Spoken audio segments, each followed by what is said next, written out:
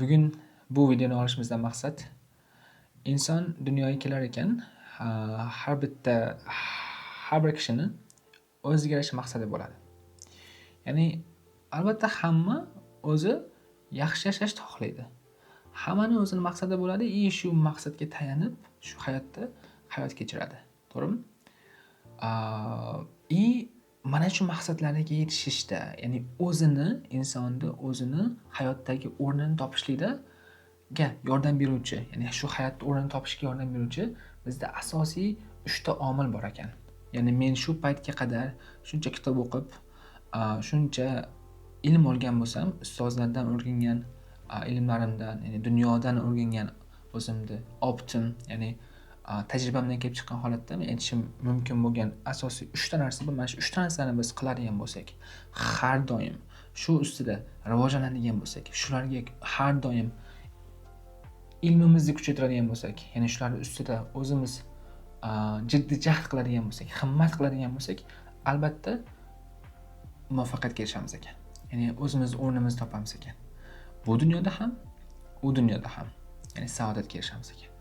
Tayyor bo'lsalaring, ketdik. Bu 3 ta omil bizni muvaffaqiyatga yetaklovchi 3 ta omil bular tana, ong, qalb ekan. Ya'ni 3 ta narsani, mana shu 3 ta narsaga biz urg'u berar ekanmiz, har doim rivojlanar ekanmiz, albatta muvaffaqiyatga erishar ekanmiz. Nimaga bular muhim? Nimaga tana muhim? Nimaga ong muhim? Nimaga qalb muhim? Bularni bitta ko'rib chiqamiz. Xo'p, tanaga to'xtaladigan bo'lsak, bu 3 ta asosiy omildan 3-chi hisoblanadi. Buni ozgina gaplashgan bo'lamiz. Tana. Nimaga tanaga urg'u berish kerak? Nimaga biz o'zi tanaga har doim tana haqida qayg'urishimiz kerak? Ba'zilar aytishi mumkin, "No, bu shart emas. Tanaga urg'u berishsiz ham, ya'ni tanani rivojlantirishsiz ham biz yashasak bo'ladi." To'g'ri. Ba'zilar yashayapti. Ba'zilar shunda ham yashayapti. Lekin biz o'zimizga yarasha bir statusga ega bo'lmoqchi bo'lsak, o'zimizda auramizni bunday kuchli qilishni xohlamoqchi bo'lsak, albatta tanamiz rivojlanishga mahkumdir. Har doim. Sizlarga bitta hayotiy misol keltirib beraman. O'zim eshitgan podkastlarimdan. Ahad Xudoyorov degan bitta coach bor, ya'ni trainer bor. Shu zalda trainer qiladi. O'zim ham mana qariyb 1 yildan beri zalga chiqib, shu zal ilmini olgandan keyin bu juda ham muhimligini endi tushunib ketyapman. Chunki ilm olganimiz bilan baribir tanaga urg'u bermasak qiyin ekan. Shu zalga borganimizda hamma nimalarimizdagi yig'ilib qolgan stresslarimizni chiqarib tashlaymiz ekan. Ahad aka ham xuddi shu narsani gapiradi. Akadan eshitganmiz, aytadiki, hayotiy misol keltiryapti endi. Bir kuni deydi, ishga ketyapman deydi. Endi ishim yo'q. Ish topmoqchiman, ya'ni ish axtaryapman. Bitta akani oldiga bordim deydi, axranalikka. Endi aka 10 yilcha shu hozirgi darajaga yetgan qadar axranalik bo'lgan ekan. Podkastlarda chiqishda aka aytadiki, bordim deydi, qarab turib deydi, qabul qildi deydi ishga. Nimaga desiz, men tanamga jotki qilib ishlab qo'yganman deyapti. Men tanamni zo'r qilib qo'yganman deyapti. Kachovda akani bilasizlar-ku, o'zini-o'zi bo'lib qolmagan, bu holatga kelish o'zini-o'zi bo'lib qolmagan. 10 yillik, ya'ni u 7-sinfdan beri zalga chiqar ekan. 7-sinfdan beri tanasiga ishlar ekan. Bu juda ham ko'p vaqt. Ya'ni shu narsa endi mana mevasini beryapti. O'shanda aytadi, mana shu tanamga zo'r ishlab qo'yganim, pulim yo'qligida ham shu zalga chiqib ishlab qo'yganim menga ish olib keldi, menga pul olib keldi deyapti. Bu bitta hayotiy misol. Shahid Alimov podkastlarda aytadi, aka, sen o'zingni aurangni kuchaytirish, aurangni zo'r qilish niyating bo'lsa, tashqarida o'zingni katta nima qilib, o'zingni ko'tarib yurishing kerak. Ya'ni gerdayib deydi-ku, ya'ni gerdayib bo'lib qo'yalar bepisandlik qilish emas. Ya'ni gerdayibdek ko'tarib yurish kerak bo'ladi. Hozirgi damda telefon chiqqandan keyin hamma telefonga qarab, mana bunday qilib yuradi, mana bunday qilib o'zini tashab turib, bu avrangizni ko'rsatmaydi deydi. Avrani kuchli qilishlik uchun tikka qarab, to'g'ri yurishlik kerak deydi. Bu o'z-o'zi emas. tikka qilib o'zingizni ko'rsatib yurishlik uchun albatta tanaga urg'u bergan bo'lishingiz kerak. Tanani o'zi zo'r qilib qo'ygan bo'lishingiz kerak bo'ladi. Ya'ni zalga chiqib qo'ygan bo'lishingiz kerak bo'ladi. Qachonki chiqasiz, zalga chiqa olmasangiz ham, ya'ni sport bilan shug'ullanasiz, sog'lom bo'lasiz, keyinchalik shu muvaffaqiyatga erishishlikka oz bo'lsa-da, kerak bo'lsa ko'p ehtimol bilan yordam berar ekan. Ba'zida oz, ba'zida katta ta'sir qiladi. Bu faqatgina ish topishda yoki qanaqadir pul topishda emas, keyinchalik biz qariganimizda, bir nima yeganimizda yoki kuchsiz qolganimizda, biz yoshlikda harakat qilib qo'yganimiz, biz tanamizga ishlab qo'yganimiz bizga yordam beradi deydi. Chunki tana baquvvat bo'ladi, yetarlicha immunitet hosil qiladi qariganda ham, ya'ni qiynalmaydi. Misol uchun tahorat qilmoqchi bo'lsa qiynalmaydi, o'zi qiladi. Qolgan odamlarga zor bo'lmaydi, o'zi qila oladi. Bir nimani ishlayman deb ozgina harakat qilaman desa qila oladi, deyapti-da. Ya'ni shuning uchun tanaga urg'u berishimiz kerak.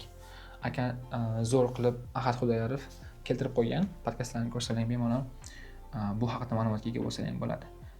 Men bir eslatgan bo'ldim. Ikkinchisiga o'tamiz endi. Tanaga yetarlicha ma'lumot berdim, xudo xolisa. Endi ikkinchisi. Bu ong. Nimaga ong muhim? Albatta aytasizlar, hamma biladi-ku buni. Albatta rivojlanishimiz kerak, bu hamma bilgan narsa. Lekin ba'zilar nima qiladi? Tanani zo'rlab ishirib qo'yadi, tanaga urg'u berib qo'yadi.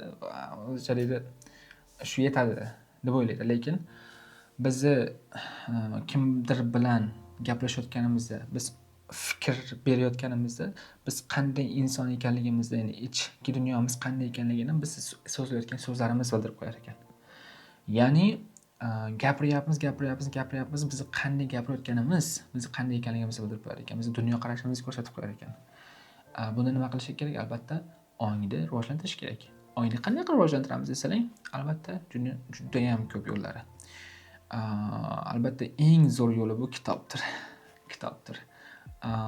Kitob o'qish kerak. Chunki bitta kitob bu bitta insonni yillar davomida 1000 ta o'qigan kitobidan siqib olingan ma'lumotdir. Agar siz bitta kitob tugatadigan bo'lsangiz, o'ylab ko'ring, shuncha yillik mehnatni o'zingizga qabul qilib olasiz ekan. Endi shu kitoblardan biz qancha ko'p o'qisak, albatta ongimiz rivojlanadi. Endi to'g'ri, ba'zilar bor kitob suymaydi. Kitob o'qishni yoqtirmaydi. Ular uchun podkastlar bor. Podkast eshitib turib ham nima qilishimiz mumkin? Rivojlanishimiz mumkin ekan. Podkast eshitib yokida audio kitob eshitib, biz o'zimizni isloh qilishimiz mumkin. Ongimizni rivojlantirishimiz mumkin. Shunaqa. Ya'ni ongda muhimligi sizni ertadan keyin o'zingizni sohangizda, bu asosan biz optni, ya'ni dunyo qarashni, kruгозорni gapirdik.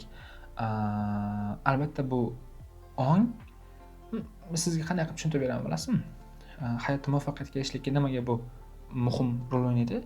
Chunki muvaffaqiyatga erishishlik uchun biz albatta nima qilishimiz kerak? Qaror qilishimiz kerak. Qarorlardan kelib chiqadi. Biz qilayotgan qarorlarimizdan.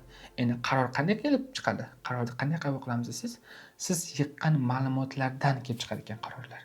Ya'ni biz yoshlikdan beri olgan ma'lumotlarimiz bo'yicha, miyamizdagi ma'lumotlar bo'yicha biz qaror qabul qilamiz va shu qarorlarimiz bizni muvaffaqiyatga erishishlikka, ya'ni bizni hayotda o'rnimizni topishlikka ta'sir qilishi mumkin, ta'sir qiladi ham. Endi buni misol tariqasiga keltiradigan bo'lsam, oddiy misol hozirda juda ham aktual bo'lgan ChatGPT yokida hamma sun'iy intellektlar qanday ishlaydi desiz, hammasi internetdagi bor ma'lumotni yig'adi, bor ma'lumotdan foydalangan holatda o'shadan kelib chiqib turib, siz bergan prompt, ya'ni siz bergan ma'lumot, siz bergan so'rovnoma, ya'ni siz bergan savolga javob berar ekan. Ya'ni qaror qiladi.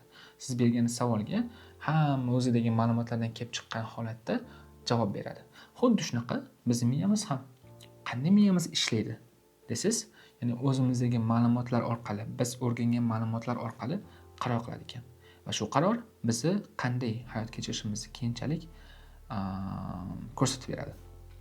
Demak, shunchalik muhim ongni rivojlantirishimiz, qanchalik biz krugozorimizni oshiramiz, qanchalik biz kitob o'qiymiz, qanchalik ko'proq ma'lumotga ega bo'lamiz, o'zimizni sohamizda, dunyoviy holatlarda, har qanday holatda, har qanday ilmda biz o'rgangan bilimlarimiz orqali biz qaror qilamiz.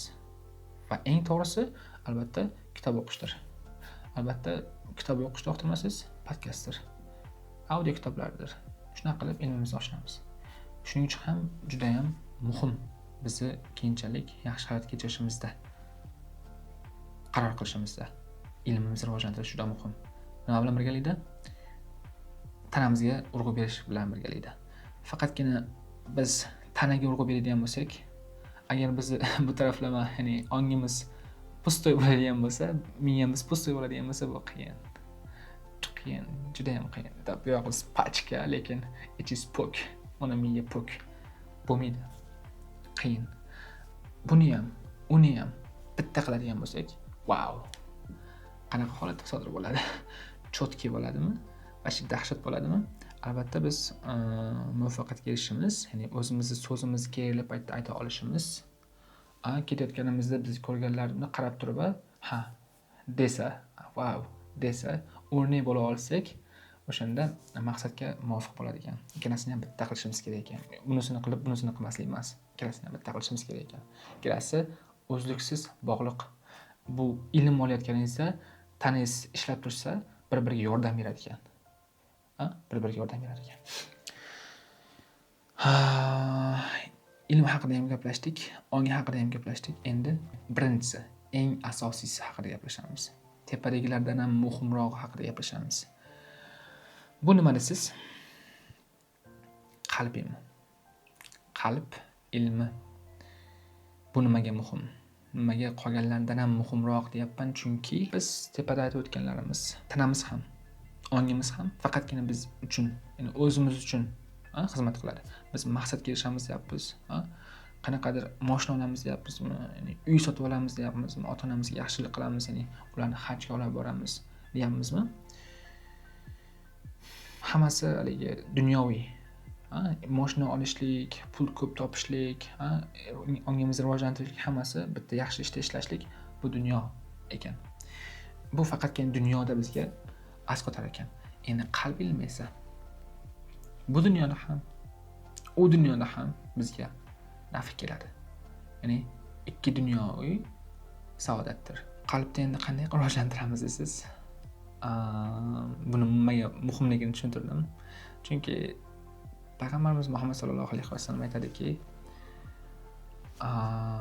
Alloh taolo uchun biz shuncha kuyib, talashib topmoqchi bo'layotgan pulimiz, bu dunyo moli 1 tiyin dedi. 1 tiyin. Ya'ni aytadiki, Alloh taolo uchun bu dunyo bir pashshani qanotichalik ham muhim emas ekan. Qanotichalik ham arzimas ekan. Bunda nimani anglab yetsak bo'ladiki, agar biz qilayotgan ishlar bu dunyoda, topayotgan pulimiz, yeyotgan narsalarimiz, ya'ni bizning maqsadimiz, bizning niyatimiz agar xolis bo'lmasa, yaxshilik bo'lmasa, topayotgan pulimiz faqat o'zimizga ishlatib qolganlarga yaxshilik qilmaydigan bo'lsak, bu naf yo'q ekan.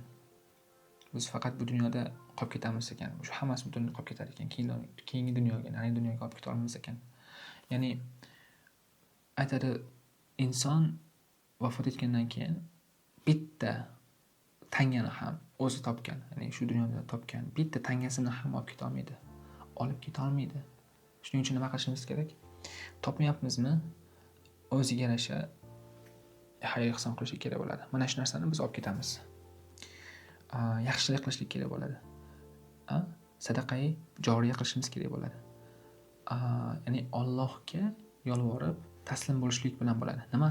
Qalbni rivojlantirishlik, qalbni yumshatishlik. Nima bilan bo'ladi? Allohga yolvorib taslim bo'lishlik bilan. Farz amallarni qilishlik bilan. Payg'ambarimiz Muhammad sallallohu alayhi vasallam buyurib ketgan, ya'ni o'zi amalda qo'llab ketgan sunnatlarni qilishlik bilan, sunnatlarini olib yurishlik bilan bo'lar ekan. Ya'ni buyurilgan har narsani qilishlik bilan. Islom dinida busiz iloji yo'q ekan. Chunki tepada aytib o'tgan ikkita faktorimiz qanchalik muhim bo'lishiga qaramasdan, agar narigi dunyoda bizga naf tegmasa, keragi yo'q ekan. Keragi yo'q ekan. Bitta voqea aytib berayim. Podshohlik bor ekan.